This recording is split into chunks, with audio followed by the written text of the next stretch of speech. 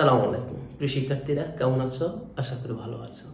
আজকে আমরা দিনাজপুর বোর্ড 2024 সালে রেয়ামিল অধ্যায় থেকে যে কোশ্চেনটা আসছে সেই কোশ্চেনটা সমাধান করার জন্য চেষ্টা করব ইনশাআল্লাহ।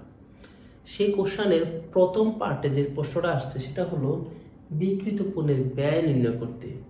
বিক্রিত পণ্যের ব্যয় নির্ণয় করতে হলে আমাদের ফার্স্ট অফ অল জানতে হবে বিক্রিত পণ্যের ব্যয়ে কোন কোন এন্ট্রি আসে এবং কোন কোন এন্ট্রি আসে না। আমরা যদি এক দাগে বিক্রিত পণ্যের ব্যয় জানতে চাই তাহলে বলা যায় প্রারম্ভিক মজুত পণ্যের সাথে ক্রয় সহ অন্যান্য সকল প্রত্যক্ষ খরচ যোগ বিয়োগ সমাপনী মজুত পণ্য।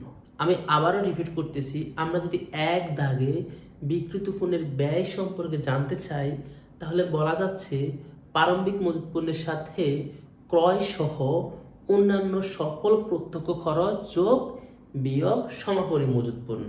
তাহলে আমাদের তিনটা কথা জানতে হবে। এক হলো প্রারম্ভিক মজুত পণ্য, প্রারম্ভিক মজুত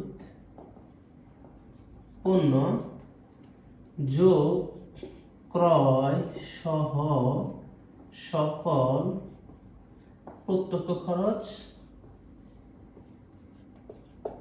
বিয়োগ সমাপনী মজুত পণ্য। সমাপনী মজুত পণ্য। তাহলে এই তিনটা কথা জানতে হবে। এক হলো প্রারম্ভিক মজুত পণ্য, দুই হলো ক্রয় সহ অন্যান্য সকল প্রত্যক্ষ খরচ, তিন হলো সমাপনী মজুত পণ্য। দেখো প্রারম্ভিক মজুত পণ্য এখানে অলরেডি আছে। ক্রয় এখানে সরাসরি উল্লেখ আছে, অন্যান্য সকল প্রত্যক্ষ খরচ। তাহলে প্রত্যক্ষ খরচ কি কি?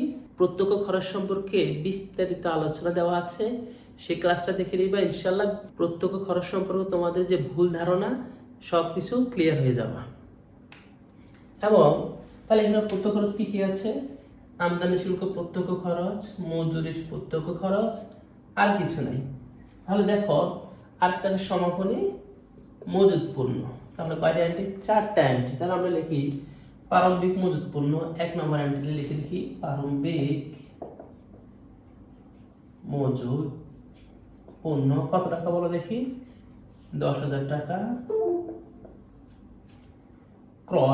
ক্রয় কত? 35,000 টাকা যোগ ক্রয় 35,000 টাকা, আমদানি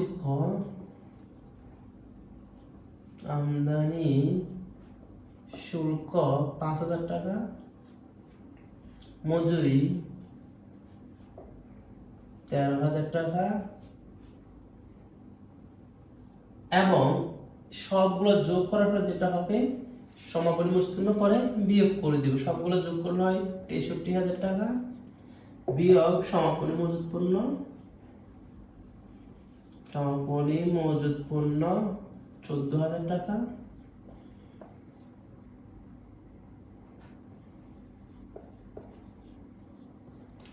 এই যে 49,000 টাকা, এটাই হলো বিক্রিত পণ্যের ব্যয়।